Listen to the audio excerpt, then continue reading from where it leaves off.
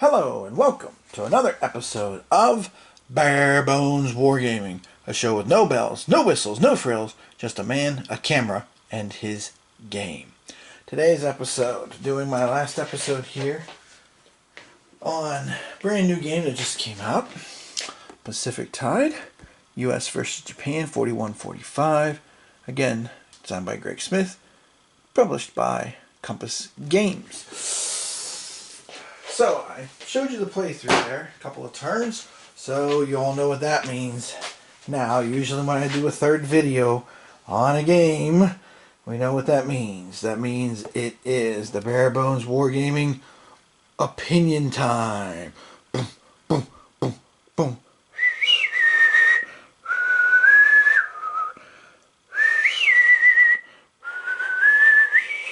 So, it's the good, the bad, and the ugly. Hoo! Ha! Dum, dum, dum, dum. Sorry. If I use the recorded thing, I get into copyright issues, and I'd rather not get into that. So, let's talk about this. After having put in roughly about 4 plays of this, and again, just as a caveat here to start, I'm talking about this mainly from a solo player's perspective, because that's how I play the bulk of my games. So, just to show you the scorecard this time, which I've done in the past before. Remember, the green is the good, the black is the bad, and the red is the ugly. So, you can see there's a fair amount of green, a little more black than usual, and some red issues. So, let's roll it out here. So, let's start with the good. First of all, first thing I like about the game is I like how the carriers are emphasized. I like the fact that the carriers are their own units. They can airstrike. You can either bring them into range, like into the same space, and battle an enemy fleet, or you can launch an airstrike, a distance away, and basically not see each other, so to speak, or be close enough together to have both sides hit each other. And such. So I do like how the carriers are emphasized. But again, it is interesting because, and I think the game does this well too, is if you risk a big carrier battle, like I did in my last episode, it basically is devastating, for one side or the other, or both sides. The last one I did there, it was, I lost 4 of the 5 Japanese carriers midway. So, it highlights the fact that, again, historically there were only 5 major carrier versus carrier battles. And again, I've said this before, but it does fascinate me because there's so much, emphasis on the Pacific theater when you talk about World War II and you talk about the carriers and stuff, the new weapon, blah, blah, blah. But it is interesting, only 5 major carrier versus carrier fights. And 4 of them came in 1942. So that's interesting. So I like the emphasis on the carriers here. Okay. I also like the card purchase mechanism, like we talked about before. Each card, the old cards, have a cost. So, from years gone by, if you like a card, or you're crafting a strategy where you're like, what, I'm risking a lot in 1942, so in 1943 I better get a bunch of cards that build me things, because, I'm staking a lot of a gamble here, and maybe it didn't go so well, or maybe you're trying to maintain momentum. So I do like the card purchase. I do think that's a neat mechanism for kind of a deck building. But since you don't use all of them going back into your deck, that's why I use it's kind of like deck building. Because in my experience, deck building usually, you buy cards and they go into your deck constantly. You don't ever lose them, which can be a bad thing at times because you can end up with deadwood. For example, a legendary. When you have too many agents and too many troopers after a while, you're drawing cards and it's like, I got 2 stupid agents out of my 6 cards, what the heck, that kind of thing. So, this plays quick.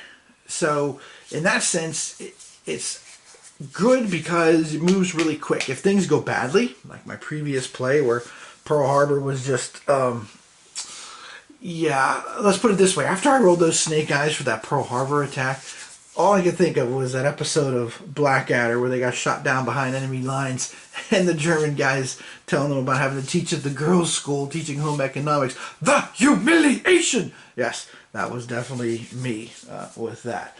But if it happens, hey, you can easily reset this. You know, it's a strength point based system. That's cool. All right. I do like the solo system. Okay. And I've showed this before, the card here and stuff, but I really do like how much effort was put into this. Okay. You know, you got a strategic plan, 1 of 3 stances. It tells you the card priority, card purchase priority, and then objectives for both sides. So if you're letting this, the bot, as the term, the favored term seems to be nowadays, you know, it shows you here, hey, in 42, if it's Japan, here's the aggressive, here is the balanced, here is the defensive, you know, situation. What are the priorities here? Okay. Same thing down here, card event triggers, you know, the special cards. What should you do that with it? Okay. And then the solitaire handicap. So if you think it's too easy, hey, you can go ahead and add these things in. So I do appreciate the effort that was put into the solitaire aid, and that's a big plus with this. Okay. I'm also a fan of games that use cards. Now, not always. I like cards more in a system like this, point to point, as opposed to hexes. You know, Empire of the Sun and Stalin's War.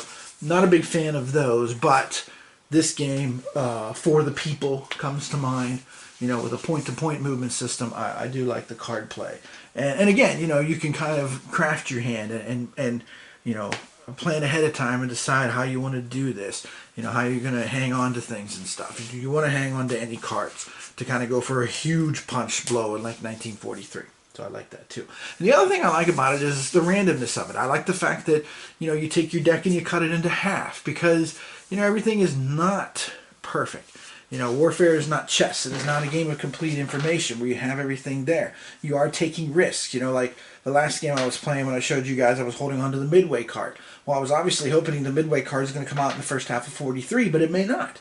You know, that is a gamble. It is a risk. Okay? And, you know, hey, you may end up having to build things before you're ready for offensives, or maybe you don't have the build card and you have a bunch of attack and movement cards, and it's like, shoot, I wish I'd been able to build those carriers first. Well, maybe they weren't done in time. You know, I like that part. So there are a lot of positive things here as far as this goes. I also like the feel of it too. You know, playing the cards, you do feel like Yamamoto, you do feel like Nimitz. As you try and come up with your grand strategy plans here. Okay, so a lot of good things about this from a Pacific Theater perspective. Okay, now the bad. There's several things here with the game that I'm not the biggest fan of. First of all is the IJN's automatic victory conditions. Okay, the spaces that you need for automatic victory, to quote the rulebook here on page... let's see, what page is it? Page 2. Okay, Japan has to control Philippines. Makes sense. Needed that to get the oil home. Singapore and Borneo. There's the oil. Okay.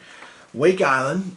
That was part of their barrier outpost. And same thing with Midway. But the Aleutians is the one thing that I'm not convinced of. Because the North Pacific is such a tumultuous area to get into. It's brutal. That's part of the reason why the Japanese striking force was able to sneak up on Pearl Harbor.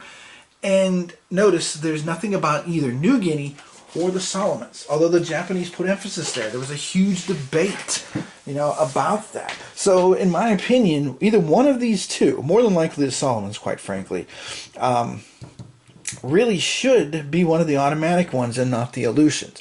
Now again, you know, people can have other differing opinions and such. And of course, you know, recent scholarship has discussed the fact that the Aleutians, unlike what we used to think, was not a sideshow operation for Midway. It was a bona fide branch of the whole MI operation. Okay, but there's got to be something here. There has to be. Just as much as the U.S. was panicked over King, worried, you know, Admiral King worried a lot about, shoot, what if we get cut off from Australia? You know, that was a big concern of his. There has to be something with that in the automatic victory condition. Something down here. Solomons, New Guinea, you know, more than likely one of those two. The Marshall seems to be a little too far north. So that, yeah, I don't like that. I just think that should be different. That's just my personal opinion on it all. Okay. Another thing is, speaking of the map, I don't like how Espirito Santo just kind of hangs out here. And so long as it's controlled, you can put reinforcements into here. I mean, again, since there was such the emphasis on the supply lines, now I know this was pretty far out, I get that part, but it just feels like there should be something else that should be connecting here. It's this edge of the world, end of the map kind of thing. I'm not a big fan of with this particular space. So that's the other thing I'll mention with that. The amphibious assault rules. The one thing that puzzles me is why you cannot activate a fleet and or a carrier in the same space as the amphibious ones. You have to do it as two separate things. You know, you have to bring it in as, you know, to fight off the enemy fleet, which I get, okay, and then you can bring it in afterwards.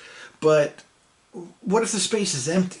You know, what if it is the Solomons early in the war, or the Marshalls, and you're trying to get in there and grab it right away? You know, why can't you bring everything together? And I guess you could argue that you don't need to, but it just feels like you should be able to activate more than just the infantry when you get to that point. Because again, I mean, you might have used a fleet to clear out an enemy fleet, but you didn't use the carrier, so why can't you bring the carrier in?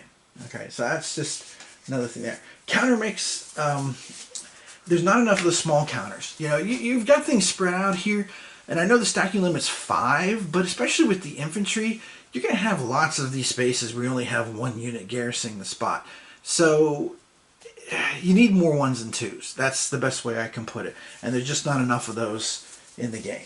Okay, and of course, another thing that can be bad, and this is true really, and this is just a general, I guess you could say, criticism of any game that involves cards, is you can get a bad mix of cards. And if you get a bad mix of cards, like I kind of felt with the Japanese, I had that this last game in the early half of 1942. I just didn't have enough attack cards. You know, I had been rolling along, and I just needed more. And I kind of get the feeling, and again, this is, you know, I've done this game 4 or 5 times now, but I just get the feeling that with the mix of Japanese cards that are available for 1942, pulling off, you know, Wake Island, Midway, and Aleutians, because their range so far is going to be harder.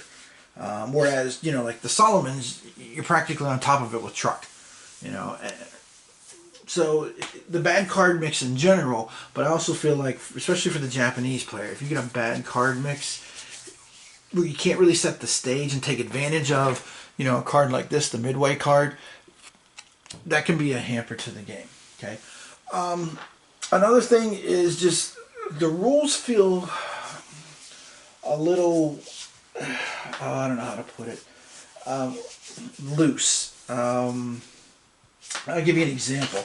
For example, when we look at the amphibious attack rules, okay? So that page starts out here, you know, and starts to describe everything, da-da-da-da. But then way over here, so here's this column. Got, let's see, 1, 2, 3, 4 paragraphs, 5, 6, 7. It isn't until the 7th paragraph that you find out exactly how many units you can move each turn. Shouldn't that be at the beginning? To let people know, hey, right away, look, you know what, when you activate an amphibious assault, you get to use this many. The cost of the card plus 1. Okay? I don't know, it just feels like then you're kind of looking for things. You're kind of running your finger down more often than not and going, okay, wait a minute, where did I see that again? So I just felt like the organization felt a little loose in terms of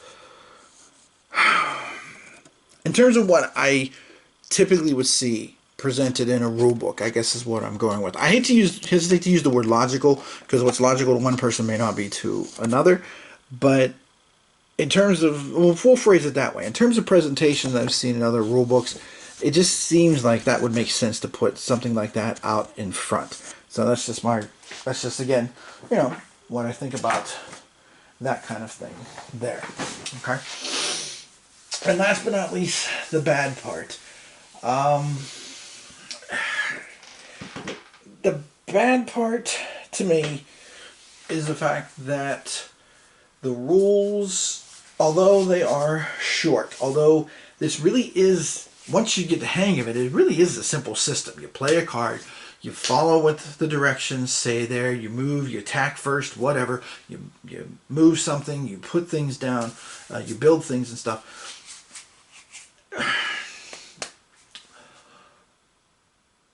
the rules have the sense to me of someone explaining something to another person that they know very well. Okay, like, say you're talking about, I don't know, about an engine on a Harley Davidson. Okay, and you know it really, really well. You know it cold, but then you're explaining it to somebody that has no knowledge of it, who knows nothing about motorcycles. But when you're talking to them like they already know something about it, have some kind of knowledge base. And that's the way I felt after reading this rule book the first couple of times. And I did post a lot of questions on Board Game Geek because I did have that sense. I did have that sense that some of the details were missing. Details that, you might include if you were specifically keyed on the fact that your audience does not know what you're talking about. Because this is a little different style of game than you see, not only with Pacific Theater, but, in general, even with card-driven war games. I really haven't seen one like this. Now, maybe there are other ones out there, but I have played, just to give you an idea of where I'm coming from here, card-driven games. I mean, I've played Hannibal, Rome versus Carthage, For the People, Washington's War, Hands in the Sea, trying to think what else. I've played Successors, so, Hitler's Reich. So I have, Victory and Glory. I have, experience with card games. And that's how these rules felt. And I think that's why I had a little more questions right off the bat than I normally do. Now, I think a lot of this could have been cleared up if there had been an extended example of play, like, say, even for just the 1941 turn. Okay? And I don't think you necessarily have to give anything away because, you could just pick some possible moves and be like, look, I'm not trying to give away strategy, or pick sometime in 1942, set the stage with the map, outline it so people can set it up, and then go through, 4 or 5 back and forths between the Japanese and the United States. Because I think an extended example of play would have really helped this rule book, because it would have not fixed the kind of knowing, I'll call it, approach here to the rules, but it certainly would have mitigated things. It would have alleviated some of the questions and the issues that popped up, because then you would have been able to look at an extended example of play and be like, oh, okay, so you play this card, and then this card, and here's how this works, and here's how the entrenchments work. Because I did have a lot of questions, about things, the amphibious assaults and stuff. Speaking of the amphibious assaults, one thing I forgot to mention a little bit ago was the idea that if there's any kind of naval unit in the space, even if it's one aircraft carrier, you can't move your amphibious assault troops into there. I have to agree with another Board Game Geek member who pointed this out. That just seems a little hokey to me.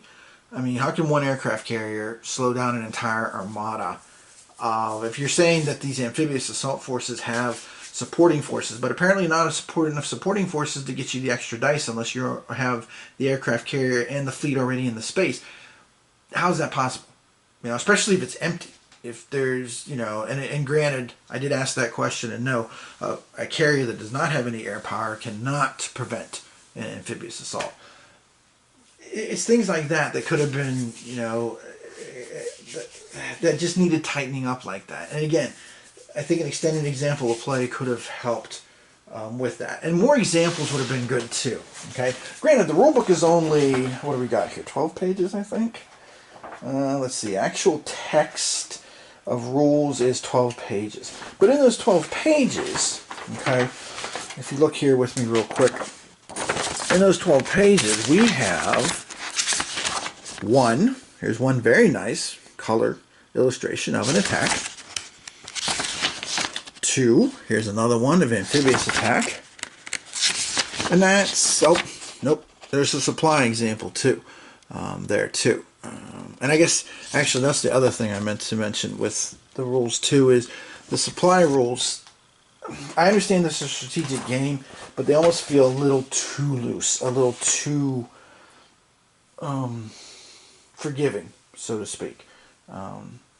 It just seems like it should be harder to be able to trace to supply to a space. That's just, again, how I'm seeing things here. with this. But again, I think a few more examples of play, not just, like, yeah, there's a combat example, but hey, how about, another one, or two more just to clarify things for folks, okay? It's just, the organization of the rules really, it really could have benefited from a little bit of a tighter setup, in my opinion.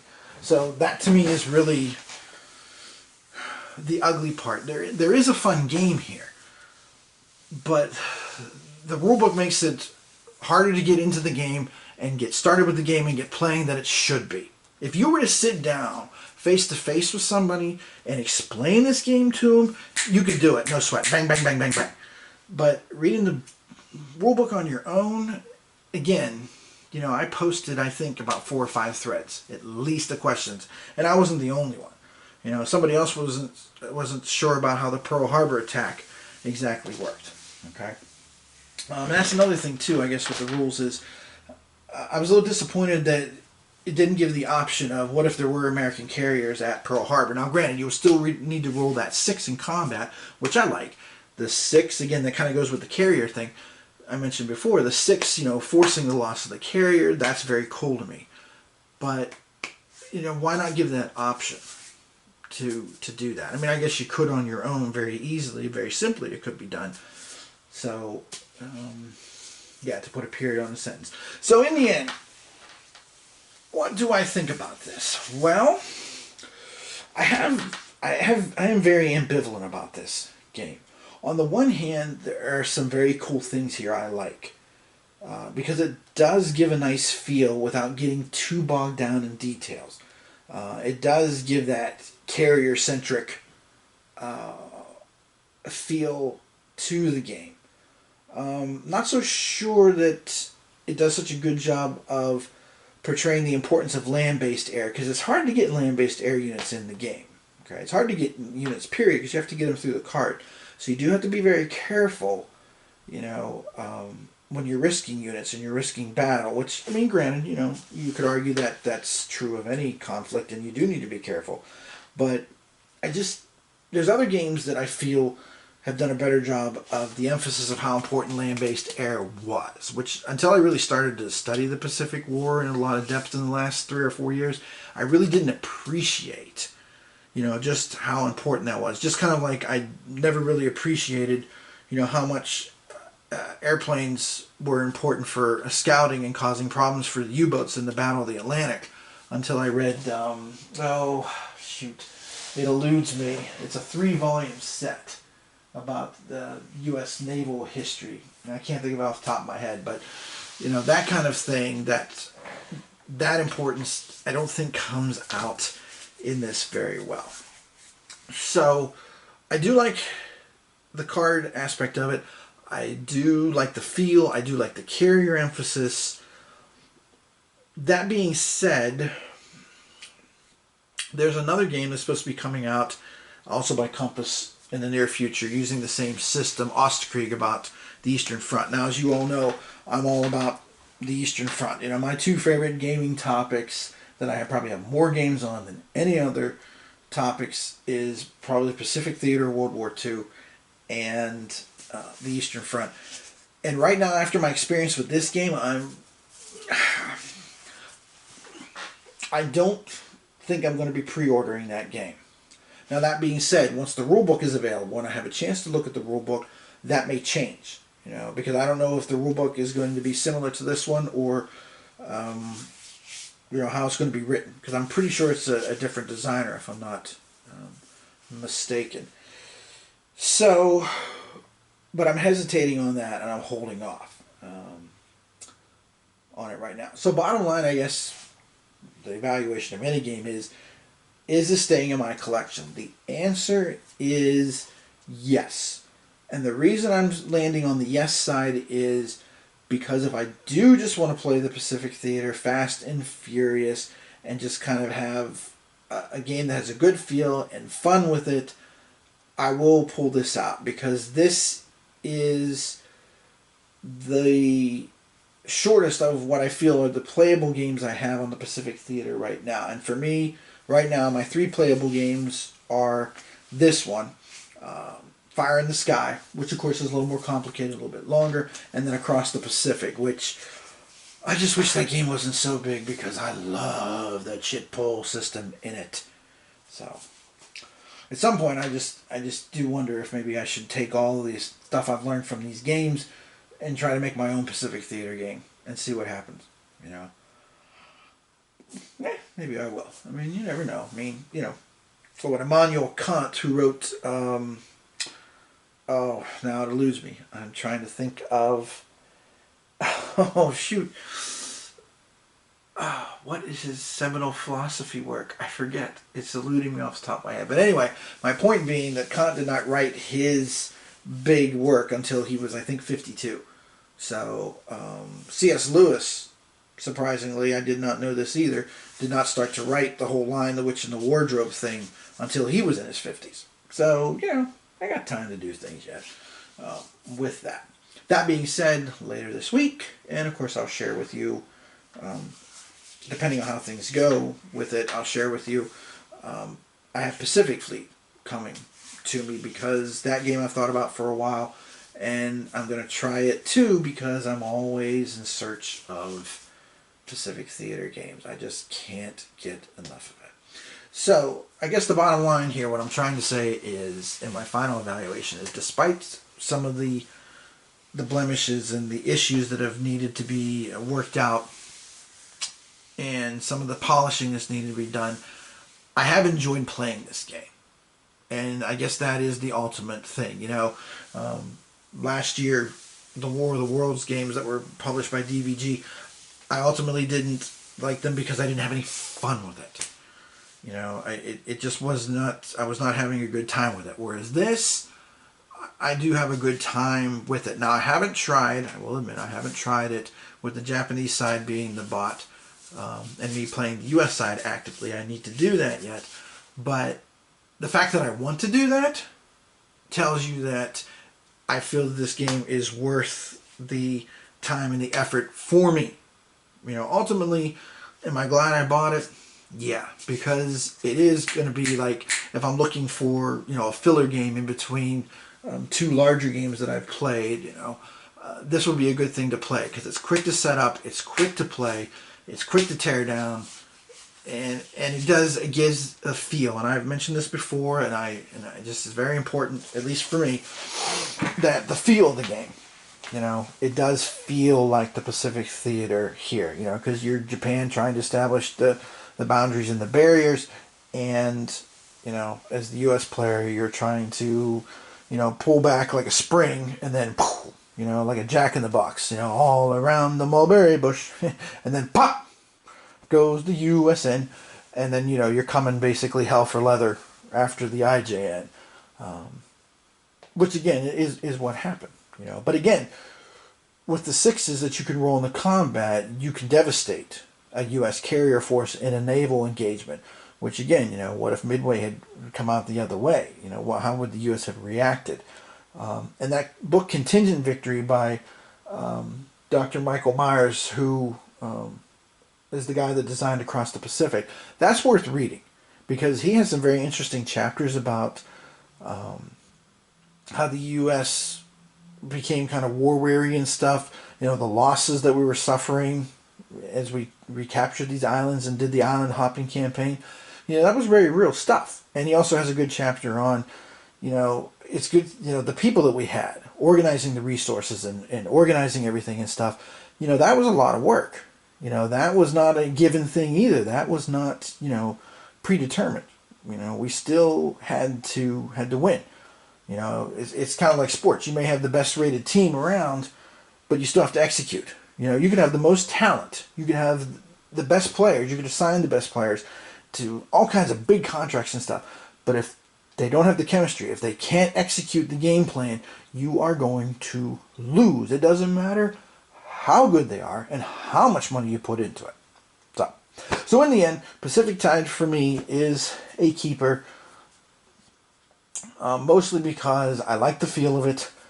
I like the card system, and I like how quickly it plays and still gives you a satisfactory Pacific Theater experience. Okay. Now for the speed of it, compare it again to Fire in the Sky and Across the Pacific. Both of those are superior games, clearly. But in terms of brevity, in terms of time, this gives you a good experience if you don't want to get into those meatier games. So there you have it. Hopefully this information enough without being too repetitive. I hope I avoided that. I just enjoy the Pacific Theater so much. To give y'all enough information to make an informed opinion and evaluation, whether you want to pick up this game or not. So I believe it's still available at the pre-order price, and that's one thing I will say about Compass Games I've noticed is on their website, even after a game's been released for a little while, they still have it available at that pre-order price if you want to jump on that, and still pick the game up, which I applaud. I think that's a good thing because it gives time for people to see, what's going on, get information out there and make decisions. So, all right, now, next episode, I'm hoping, we'll see, to, again, greet you from the Pacific Theater of World War II with Pacific Fleet. We'll see how that goes. In the meantime, while I'm waiting for that to show up, I am going to play Pandemic's Fall of Rome, just to see what it's like. I probably won't do anything with it video-wise for a little bit. I'm not sure exactly why, but just because maybe it'd be good just to have a little breather in between and then maybe come back and revisit that later on. So, this is Tim Korchnoi from Bare Bones Wargaming, saying thanks for watching, and I'll see you next time with another Pacific Theater game as I continue my quest for short and playable Pacific Theater strategic games. Thanks for watching.